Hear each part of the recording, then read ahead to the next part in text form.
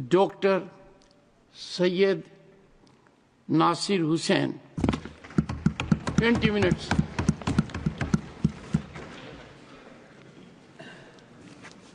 Chairman sir, मैं आभारी हूं, आपने मुझे महत्वपूर्ण बिल पे बात करने का मौका दिया और मेरी पार्टी और आप मिलके मुझे जेपीसी का सदस्य भी बनाया था।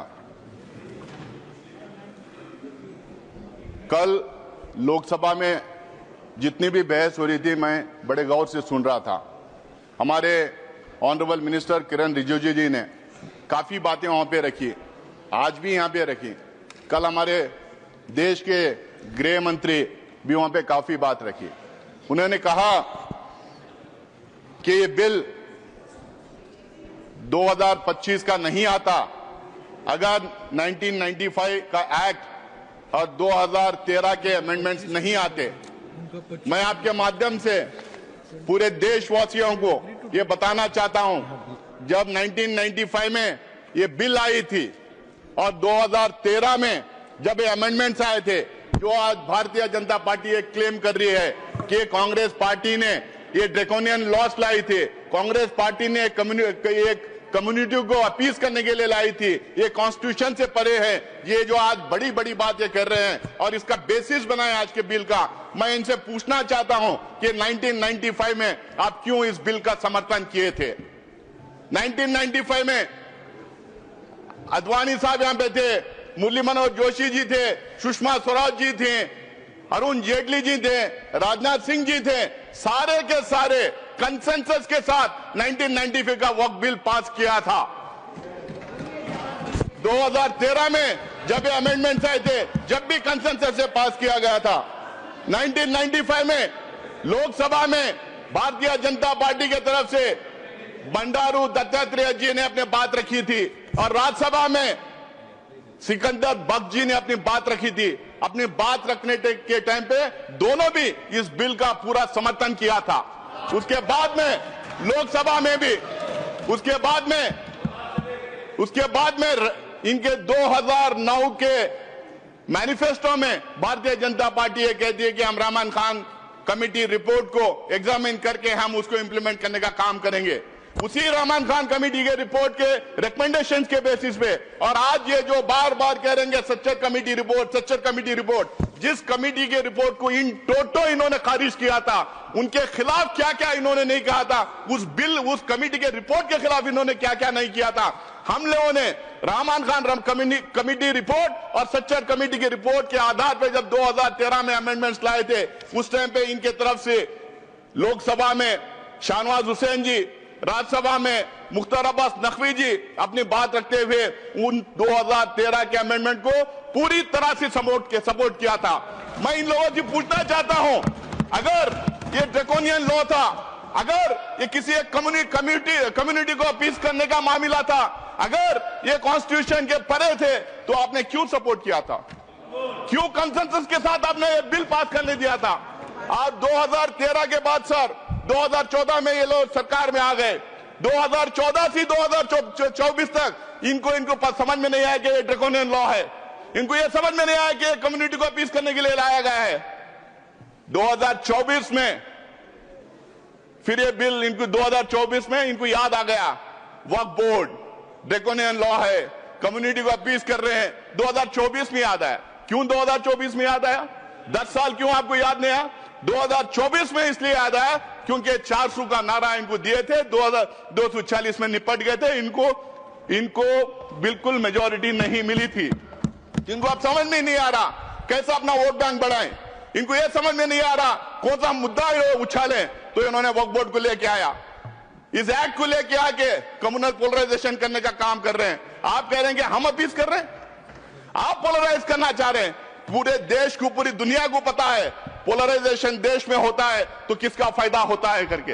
कौन पोलराइज करता है, कौन धर्म की राजनीति करता है, कौन किसी एक कम्युनिटी को विलन बना के उसके खिलाफ में एक नैरेटिव बिल्डअप करने का काम करता है। और ये पूरी बिल मैं दावे के साथ कह सकता हूं और पूरे में तत्व के साथ, लॉजिक के साथ यहां पे अपनी बात रखूंगा, ये बिल टोटली फॉल्सिटी पे है, ये मिस इन्फॉर्मेशन कैंपेन पे है। एक नैरेटिव बिल्डअप करने की पिछले 4 महीने से 6 महीने से कोशिश की गई है। इसमें सिर्फ ये नहीं, पूरा गोदी मीडिया लग गया इनके सपोर्ट में। इनका जो फेक फैक्ट्री है, बीजेपी की जो आईटी सेल है, पूरी लग गई ये कह रहे मिस इंफॉर्मेशन फैलाने में। मैं इनके सारे जितने ये मैं भी जो बात किया मैं आपके सामने यहाँ टेबल पे रखता हूं सर। आप कह रहे हैं, आप रिजिजू कह रहे हैं कि हम ट्रांसपेरेंसी लाएंगे, गरीब को मदद करेंगे, हम वक्फ बोर्ड को ताकत देंगे, हम वक्फ बोर्ड को कुछ शक्ति देंगे। भैया आप 10 साल पावर में थे, क्या किए? आज वेबसाइट निकाल के देखेंगे, सेंट्रल वक्फ काउंसिल की जो बात कर रहे हैं सिर्फ किरण रिजिजू का नाम नजर आएगा। काउंसिल नहीं है उसके अंदर, काउंसिल नहीं है उसके अंदर। और जो बजट अलोकेट होता था वक्फ काउंसिल के लिए वो भी नहीं दिया गया। वहां का जो स्टाफ था उनको सैलरीज नहीं दिए गए। भारतीय जनता पार्टी के जो रूल्ड स्टेट्स हैं, कई जगह 10 साल, कई जगह 15 साल, कई जगह 20 साल से है, वहां पे स्टेट वक्फ बोर्ड कॉन्स्टिट्यूट नहीं किए गए। आप अपने शासित राज्यों में वक्फ बोर्ड का नाम नहीं लेते, वहां के वक्फ बोर्ड कॉन्स्टिट्यूट नहीं करते। आज आप कह रहे हैं गरीब मुसलमान को मदद करेंगे, आप कह रहे हैं इसमें ट्रांसपेरेंसी लाएंगे। कितना आप जो असत्यवादी देश के सामने रखेंगे और पार्लियामेंट में रखेंगे। आप हमेशा मिसलीड करने का काम किए हैं। हर एक चीज जो ये बोल रहे हैं इसमें ये सत्य से दूर है और देश को गुमराह करने के लिए, मिसलीड करने के लिए ये बातें यहां पे कर रहे हैं। सर, किरण रिजिजू जेपीसी की बात की, कल जगदम्बिका पाल साहब जेपीसी की बात की, बहुत सारे भारतीय जनता पार्टी के नेताओं ने जेपीसी की बात की। जेपीसी गठित हुई, आप लोगों ने मुझे भी सदस्य बनाया था, मौका दिया था वहां पे काम करने का। पहले जब शुरू हुआ, स्टेक होल्डर्स आने लगे, एक्सपर्ट्स आने लगे, एकेडमिशियंस आने लगे, तो उसमें 97-98% लोग आके बिल के खिलाफ बात रखे। उन्होंने तर्क दिया, उन्होंने रीजंस दिया। जब इनको पता चल गया कि बिल के फेवर में कोई आ नहीं रहा है, पूरा बिल के खिलाफ लोग आके डिपोज कर रहे हैं, आप इनको पूछिए कि 1 लाख जो है आंकड़ा दे रहे हैं, कितने लोग उसमें बिल के फेवर में, कितने बिल के खिलाफ है। आज वो सदन के पटल पर रख दें तो देश को पता चल जाएगा कितने लोग उस बिल का अपोज किया था। जब इनको पता चला तो मुझे लगता है कि पहली बार किसी जेपीसी में नॉन स्टेक होल्डर्स को बुलाया गया। नॉन स्टेक होल्डर्स जिसको वक्फ से कुछ लेना देना नहीं है, ना वो दान दे सकता है, ना उसका मेंबर बन सकता है, जिसको वक्फ के बारे में पता नहीं है, कोई नॉलेज नहीं है, और कुछ ऐसे थे एक्सट्रीमली कम्युनल स्टेटमेंट्स आके वहां पे दे रहे थे। तो ये माहौल क्रिएट करने के लिए, बिल के फेवर में सपोर्ट ड्रम अप करने के लिए जेपीसी में लोगों को बुलाया गया था। आज ये बार बार ये कह रहे हैं कि जेपीसी के रिकमेंडेशंस लाए हैं, जेपीसी के रिकमेंडेशंस लाइए। इनको पूछिए क्लॉज बाय क्लॉज उसमें डिस्कशन हुआ था, उसमें क्लॉज बाय क्लॉज डिस्कशन हुआ था। किसी भी जेपीसी का ये मिनिमम बेसिक रिक्वायरमेंट होता है कि वहां पे अमेंडमेंट्स के लिए जो भेजा गया है उसका क्लॉज बाय क्लॉज डिस्कशन होना है। मुझे लगता है कि पहली बार ये 75 years of parliamentary democracy in India में जेपीसी में क्लॉज बाय क्लॉज बिना डिस्कस किए अमेंडमेंट बुलडोज करके इन्होंने लेके आया है। वो पूरी जेपीसी के रिकमेंडेशंस नहीं थे, वो पूरी जेपीसी के रिकमेंडेशंस नहीं थे, वो एनडीए के एमपीज के रिकमेंडेशन थे, वो थोपे हुए रिकमेंडेशन थे। वहां पे अंतर ज्यादा नहीं था, 1-2 एमपीज का अंतर था। आप उठा के जेपीसी की रिपोर्ट में देख ले कितने फेवर में किए, कितने खिलाफ किए। हमारा एक भी रिकमेंडेशन उसमें लाया नहीं गया है। तो अगर वही आपको करना था, जो स्टेक होल्डर जो आए थे, जो वहां पे डिपोज किए थे इसके खिलाफ में, उनका सुझाव नहीं लेना था, अपोजिशन के एमपी का सुझाव नहीं लेना था, जेपीसी गठित ही नहीं करना था। आज जेपीसी की बात कर रहे हैं आप ऐसा कर रहे हैं, हमने इतना बड़ा दिल कर दिया, हमने जेपीसी में भेज दिया। अरे जेपीसी में भेज के किया क्या, उसको और वर्सन किया है। मैं आगे बताऊंगा कैसा कैसा इन्होंने वर्सन किया है। Please sir, I need your protection. Yes please. जब रिजू जी बात कर रहे थे, हम लोगों ने किसी ने बात नहीं किया। प्लीज बैठ करके, ये मत ना समझे कि आप बात करने तो हमारी कैपेसिटी नहीं डिस्टर्ब करने के लिए। प्लीज आप सर उनको बोलने दीजिए प्लीज। सर ये जितने अमेंडमेंट्स अब लाए हैं हमारे कॉन्स्टिट्यूशनल प्रोविजंस के खिलाफ हैं। ये 14, 25, 26, 30 को वायलेट करते हैं। ये इक्वलिटी बिफोर लॉ को वायलेट करते हैं, ये parity in laws for all sections of the people को वायलेट करते हैं। वन नेशन वन लॉ हम नहीं कहते, वन नेशन वन लॉ का नारा बार बार ये लोग देते हैं, उसको ये वायलेट करते हैं। ये यूसीसी बार बार बोलते हैं, उसको ये वायलेट करते हैं। अगर इतना ही है, मैं आज भी यहां कह रहा हूं, कांग्रेस पार्टी की तरफ से मैं कह रहा हूं, एक मुसलमान एमपी उस कम्युनिटी के होने के नाते से मैं कह रहा हूं, इस देश में जितने समुदाय हैं, जितने धर्म हैं, उन तमाम religious centres, religious activity centres, धर्मस्थल जितने हैं, उसके गवर्नेंस और एडमिनिस्ट्रेशन में एक तरीके का लॉ होना चाहिए। सबको एक तरीके का लॉ रहने, हिंदूज को, मुसलमान को, सिख्स को, क्रिश्चियन को, पारसीज को, जोरस्ट्रियंस को, सबको एक तरीके का लॉ बनाइए। आप क्यों घबरा रहे हैं उससे? बनाइए लॉ उसके लिए, पर्सनल लॉ छोड़ के बाकी के सब गवर्नेंस एंड एडमिनिस्ट्रेशन में एक तरीका लॉ होना चाहिए। मैं आगे बताऊंगा और पार्लियामेंट के पटल पे मैं देखूंगा किस तरह से अलग अलग समुदाय में ये भेदभाव कर रहे हैं, किस तरह से ये टारगेटेड लेजिस्लेशन है, किस तरह से ये अनफेयर लेजिस्लेशन है, किस तरह से ये मुसलमानों के खिलाफ का लेजिस्लेशन है। आप बार बार कह रहे थे मुसलमानों के खिलाफ नहीं है। मैं दावे के साथ मैं कहना चाहता हूं, मैं आपके सामने प्रूफ दूंगा, यहां पे रखूंगा, ये बिल्कुल टारगेटेड लेजिस्लेशन है। आप इस देश में आप ये मैसेज देना चाहते हैं कि यहां पे एक कम्युनिटी को बिल्कुल सेकेंड क्लास ग्रेड का सिटीजन हम बना के रखेंगे। आप जिस तरह के लॉस लेके आ रहे हैं, वो धर्म के आधार पे आप लॉस लेके आ रहे हैं। ये पहला नहीं है। कल कोई सीएए एनआरसी की बात कर रहा था, ये अमित शाह जी बैठे हैं, जब उस हाउस में हम लोगों ने सवाल किया था तो इन्होंने बोला था क्रोनोलॉजी से समझिए, ये सिर्फ सीएए नहीं है, इसके साथ एनआरसी और एनपीआर जुड़ेगा। जब इनसे सवाल पूछा गया था तो बोले नहीं, इससे लिंक्ड है। आप कह रहे हैं कि हम धर्म के आधार पे हम किसी की सिटीजनशिप छीन नहीं रहे, लेकिन धर्म के आधार पे आप सिटीजनशिप रोक रहे हैं। ये पहली बार हिंदुस्तान की कॉन्स्टिट्यूशन में ऐसा हुआ है। मुझे नहीं लगता है कि कहीं ऐसा और हो रहा होगा। उसके बाद में 1991 का सेटल्ड क्वेश्चन है sir, 1991 places of worship act का सेटल्ड क्वेश्चन है।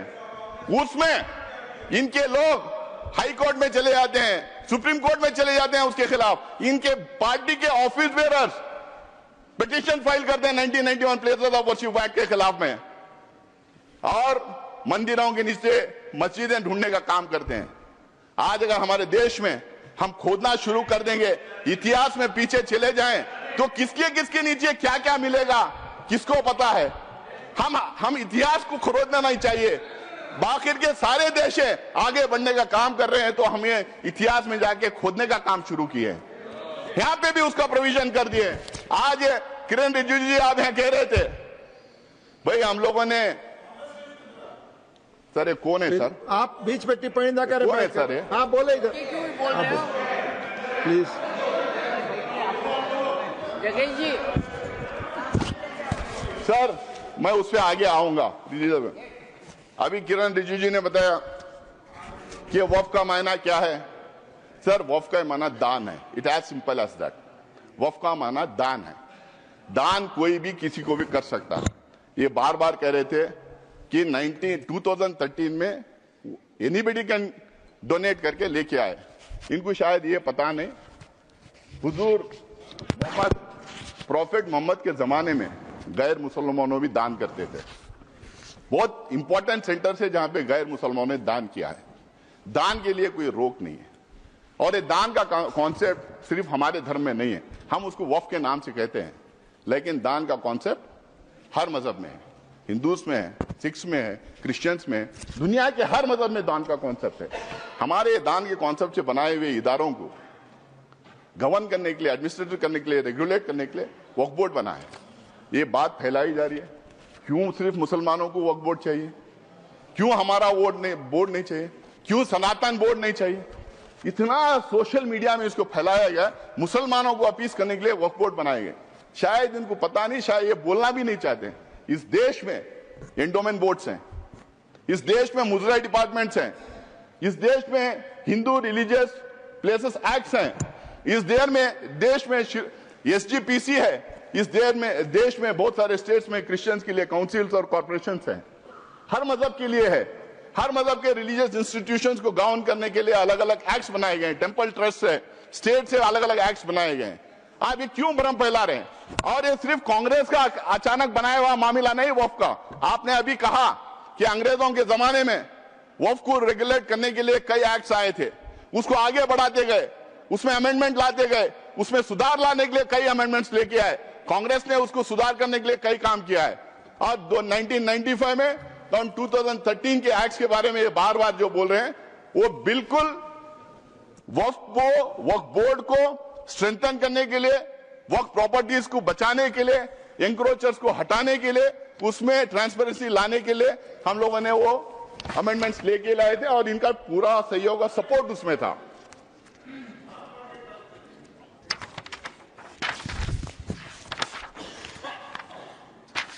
सर, इसमें बार बार ये कहा जा रहा, आज भी ये कह रहे हैं कि वक्फ बोर्ड, ये सबसे बड़ा एलिगेशन वक्फ बोर्ड के खिलाफ है सर, और ये सबसे बड़ा मिस इन्फॉर्मेशन फैलाया गया। आज भी यहां पे बोल रहे थे कि वक्फ बोर्ड कोई भी जमीन को अपनी जमीन डिक्लेयर कर सकती है। क्या हिंदुस्तान में लॉ नहीं है? क्या रेवेन्यू रूल्स नहीं है? क्या प्रॉपर्टी रूल्स नहीं? मतलब कहीं पे भी हम टवल डाल दें और हमारी बना लें? हम ट्रेनों में पढ़ते, हम ट्रेनों में चलते हैं, ट्रेनों में नमाज पढ़ते हैं, फ्लाइट्स में नमाज पढ़ते हैं, तो नमाज पढ़ ले तो क्या ट्रेन हमारी हो गई? क्या फ्लाइट हमारी हो गई? क्या वक्फ में उसको लिखवा दें? वक्फ को जो पावर दिया था, अगर वक्फ बोर्ड के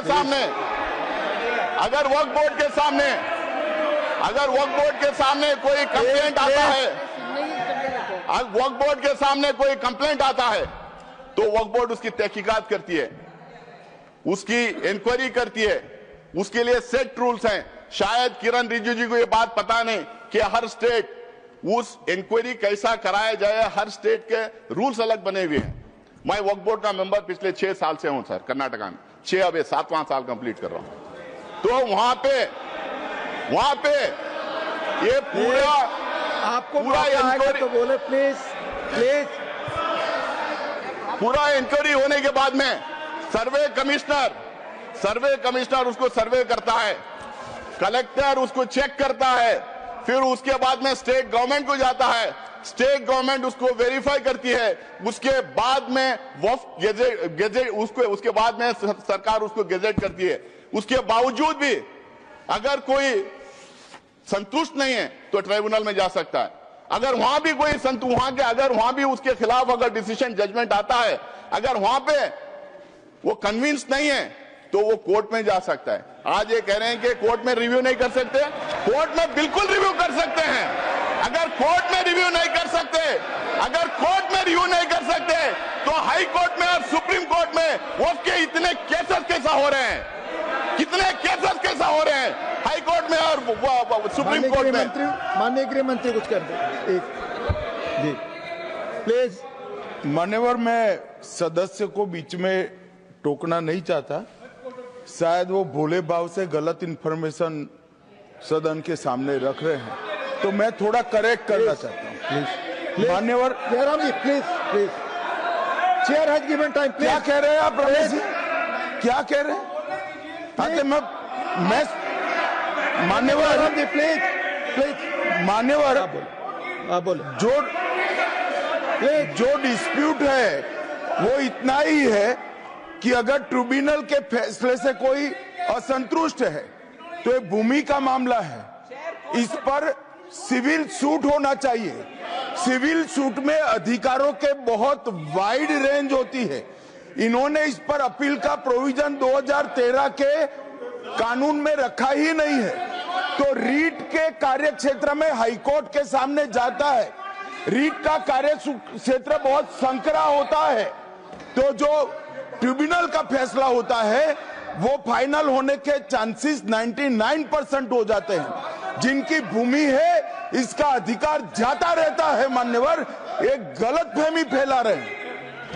प्लीज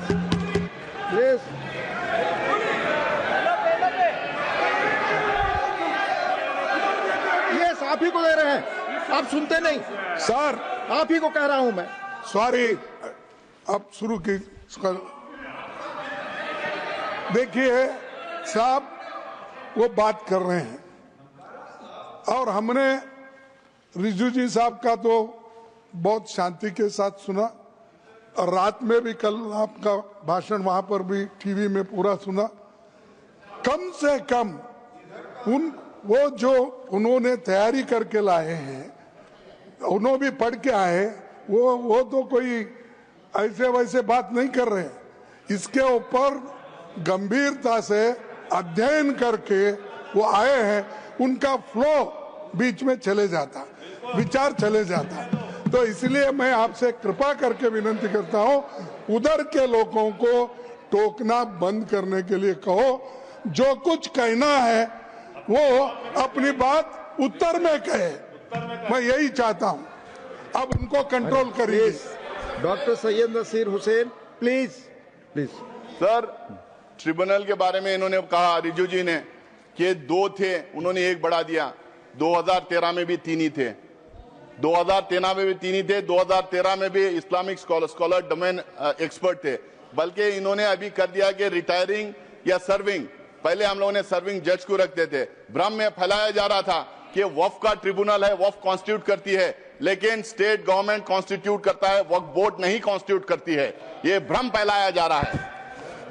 सर, इन्होंने एक नया प्रोविजन लाया, बोला कि सिर्फ मुसलमान दान कर सकता है, और दूसरी बात इन्होंने बोला कि 5 साल का प्रैक्टिसिंग होना। अब ये तो था पहले, जेपीसी को जाके आने के बाद अब ये कह रहे हैं कि उसको डेमोन्स्ट्रेट करना चाहिए। पहले तो प्रधानमंत्री कहते थे कि हम कपड़ों से पहचान लेते हैं, आप कैसा पहचानेंगे, हम कैसा डेमोन्स्ट्रेट करेंगे, कौन से कपड़े पहनना पड़ेगा, मैं टोपी पहन के जाऊं या दाढ़ी लगा के जाऊं, या कोई मेरे घर में सीसीटीवी कैमरा लगा के देखेगा मैं नमाज पढ़ रहा हूं या नहीं पढ़ रहा हूं, मस्जिदों में सीसीटीवी कैमरा लगाएगा, या और कोई तरीका होगा कि 5 साल प्रैक्टिसिंग मुस्लिम है या नहीं पता करने के लिए, या नहीं कोई।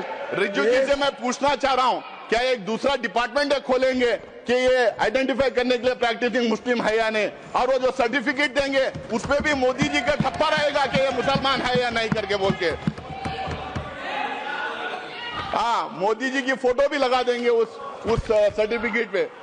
Sir, Waqf by user, sir Waqf by user की बात, तो सबसे बड़ा मार जो इस बिल में ला रहे हैं वक्फ बाय यूजर, क्यों ये ला रहे हैं सबको पता है।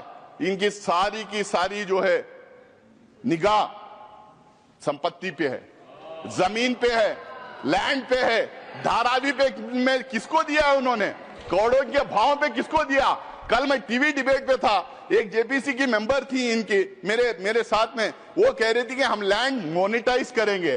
तो समझ में आ गया, मोनेटाइज करके किसको देंगे। तो वक्फ बाय यूजर का मतलब क्या है सर। इस देश में, हमारा देश प्राचीन देश है, इस देश में अलग अलग टाइम अलग अलग धर्म के स्थल बने हुए, हमारे देश में इतने किंगडम्स थे, राष्ट्रकूटा से लेके मौर्य से लेके चेरास, कदम्बास, विजयनगर एम्पायर, अशोका सम्राट का पता नहीं क्या कितने थे, बादशाहें थे, ब्रिटिश गवर्नमेंट थी। यहाँ पे सिर्फ मस्जिद मंदिर की बात, सिर्फ मस्जिद की बात नहीं सर, इस देश में बहुत खूबसूरत मंदिरें बने, जबरदस्त मॉन्यूमेंट्स हैं देखने के लायक, गुरुद्वारास हैं, चर्चेस हैं, मस्जिद हैं। अगर आप 400, 500, 600 साल पुराने इमारतों के कागज पूछेंगे, तांबे में, पीतल में जहां लिखा था, कहां से ढूंढ के लाएंगे।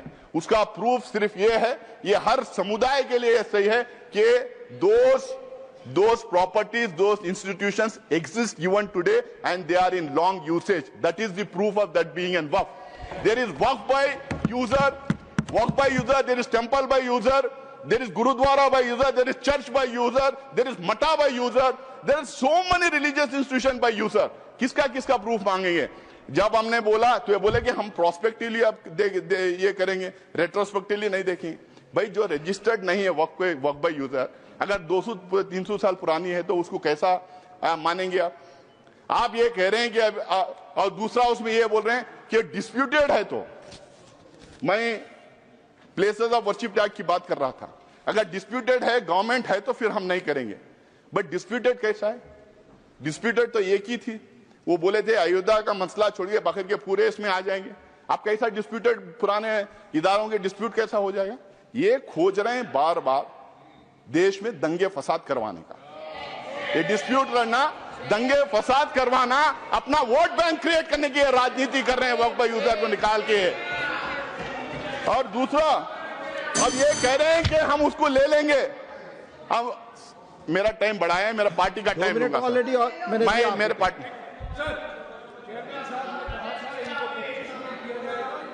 पार्टी का समय बाकी है, इनको 25 मिनट दीजिएगा। और उससे ज्यादा साहब ने कहा था। Please please please. तो सर अब एक बोल 25 मिनट क्या 30 मिनट? समय यहाँ 20 मिनट लिखा हुआ है। देखो साहब, मैं 20 मिनट के रात बाद के कृपया समय देखिए। मैं ऑलरेडी माननीय एलओपी ऑलरेडी बोलने से अतिरिक्त समय दिया मैंने। प्लीज आप मैं ले रहा हूं सर। आप बोल सर दूसरा, सर आप ये कह रहे हैं कि वक्फ यूजर ऐसा ही रहेगा जो रजिस्टर्ड है, और दूसरी तरफ कह रहे हैं कि पोर्टल हम नया ला रहे हैं और उस पोर्टल में हर एक वक्फ को फिर दोबारा रजिस्टर करना पड़ेगा। भाई वक्फ यूजर वो रजिस्टर्ड हो गया था, सीधा उठा के डाल लीजिए उसमें, आप फिर दोबारा उनको क्यों रजिस्ट्रेशन करें? आप चाह रहे हैं कि फिर वो दोबारा पेपर उससे मांगे, आप पेपर ना दें, फिर आपके लोग जाके दंगा फसाद करें और आपका वोट बैंक बढ़ता रहे। ये आपका वो है। सर तीसरा, ढांचे की बात कर रहा हूं मैं। ये बहुत जोर जोर से रिजू जी बोल रहे थे कि ये सेक्युलर कैरेक्टर है वक्फ बोर्ड का। वक्फ बोर्ड का सेक्युलर कैरेक्टर है। वक्फ बोर्ड सिर्फ एडमिनिस्ट्रेशन और गवर्नेंस नहीं देखती है, वक्फ बोर्ड रिलीजियस अफेयर्स में भी दखलंदाज करती है, रिलीजियस अफेयर्स भी देखती है।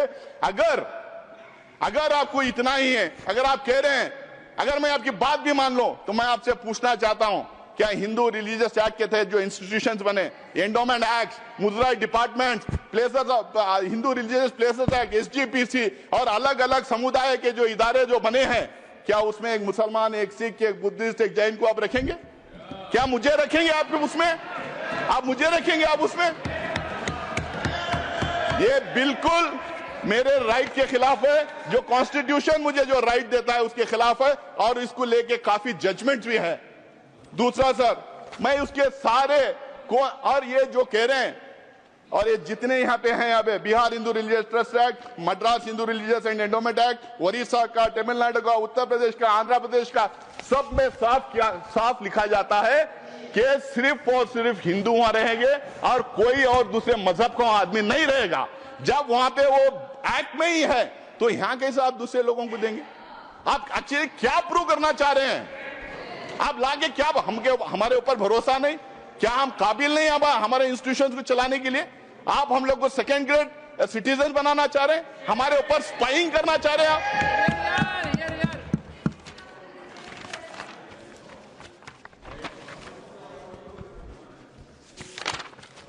सर सीईओ को लाने की बात थी कि मुस्लिम सीईओ नहीं रहेगा, दूसरा आएगा। वहां पे भी मैं तमिलनाडु, तेलंगाना, आंध्र प्रदेश के मैं एक्ट बताता हूं, वहां पे भी यह कहा गया कि sir finally, sir please finally नहीं, मैं थोड़ा टाइम लूंगा, खत्म करें। नहीं फाइनली अब 25 मिनट हो गए sir. Finally sir, finally please do not take sir, नहीं फाइनली 3-4 इश्यूज के बारे में बोलूंगा सर। रिजू जी कल भी बोले, आज भी बोले, 123 प्रॉपर्टीज को लेके भ्रम फैलाया जा रहा है। ये सारे के सारे 123 प्रॉपर्टीज आके या तो दरगाह है, या तो मस्जिद है, या तो कब्रिस्तान है, या तो ईदगाह है। ये झूठ है। ऑथेंटिकेट करो, ऑथेंटिकेट करो, उसकी लिस्ट में आपको देना चाह रहा हूं।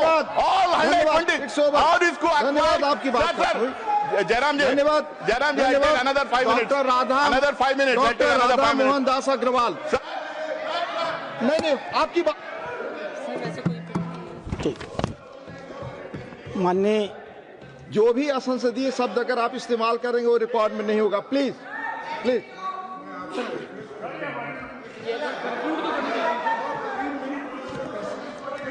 यहाँ जो लिखा हुआ 20 मिनट 20 से 25 हुआ, आपकी पार्टी का समय जाएगा, आपकी पार्टी का समय जाएगा। बोले आप मेरे पार्टी के समय में दे दो, 2 मिनट में और खत्म करें प्लीज। मैं बोल रहा हूँ 2 मिनट में और पार्टी के समय में 3 मिनट, 2 मिनट में और खत्म करें सर। ये 123 एकर्स, 123 प्रॉपर्टीज जो बिल्कुल रिलीजियस प्रॉपर्टीज है। ये लेफ्टिनेंट दिल्ली जब बना रहे थे, न्यू दिल्ली जब बना रहे थे 1910 में, अंग्रेज गवर्नमेंट ने पूरा का पूरा ये एरिया अक्वायर किया था। जब मुसलमान जाके उनके मिले, वो बोले कि ये 123 प्रॉपर्टीज वक्फ के पास ही रहेंगे, पोजीशन उनके पास ही रहेगा, बट गवर्नमेंट का नाम रहेगा जब तक ये सिटी नहीं बन जाती। बनने के बाद उन्होंने दोबारा वापस उसको वक्फ को दिया था। आज भी, जब से लेके आज भी 123 प्रॉपर्टीज ये पोजीशन वक्फ में ही है, बिल्कुल वक्फ में ही है। और जब 2013 में गवर्नमेंट 2013 में जब इसको डी नोटिफाई करने की बात आई, सरकार ने हाई कोर्ट ने सरकार को बोला था कि आप जल्द से जल्द इसका रिजॉल्व करो, तो जल्द से जल्द रिजॉल्व करने के चक्कर में उस टाइम पे डी नोटिफाई किए। आज इन्होंने 1 मैन कमीशन बनाया था, उसका रिपोर्ट सबके सामने क्यों ना रख देते, उसको पारी कर दिया। 2 मैन कमीशन बनाया था, उसका रिपोर्ट रख दीजिए लोगों के सामने, आपको पता चल जाएगा वो प्रॉपर्टीज हैं या ना है। ये झूठ बोलना, लोगों को गुमराह करना, मिसलाइड करना बंद करें। दूसरा सर, ओके सर, ओके खत्म हुआ, सर, दूसरा सर नहीं खत्म हुआ, मेरे हमारे पार्टी का टाइम ले रहे हैं सर। जितना उन्होंने बोल दिया, येलोपी ने बोल दिया, येलोपी ने बोल दिया सर, येलोपी ने बोला। दूसरा केरला की बात ये करते हैं, केरला की बात ये करते हैं, केरला की बात ये करते हैं। मैं इनको ऑथेंटिकेट करने के लिए कहता हूं, वक्फ बोर्ड कभी ये नहीं क्लेम किया उनकी प्रॉपर्टी है। कोर्ट ने 2 टाइम ये डिक्लेयर किया वक्फ प्रॉपर्टी है, तीसरी बार जुडिशियल कमीशन ने कहा वक्फ प्रॉपर्टी है। लेकिन मैं आज भी यहां पे कहता हूं, कांग्रेस पार्टी की तरफ से मैं यह कहना चाहता हूं, जितने गरीब लोग वहां रह रहे हैं, जो फिशरमैन है, पूरे इंडिया की तरफ से मैं कहना चाहता हूं, जो फिशरमैन है, जो गरीब है, जिन्होंने जमीन खरीदी थी, कुछ लोग ऐसे ही रह रहे हैं, उनका इंटरेस्ट प्रोटेक्ट किया जाएगा, उनको वो जमीन दिलाई जाएगी। लेकिन वक्फ बोर्ड को बात करना बंद करें। डॉक्टर धन्यवाद।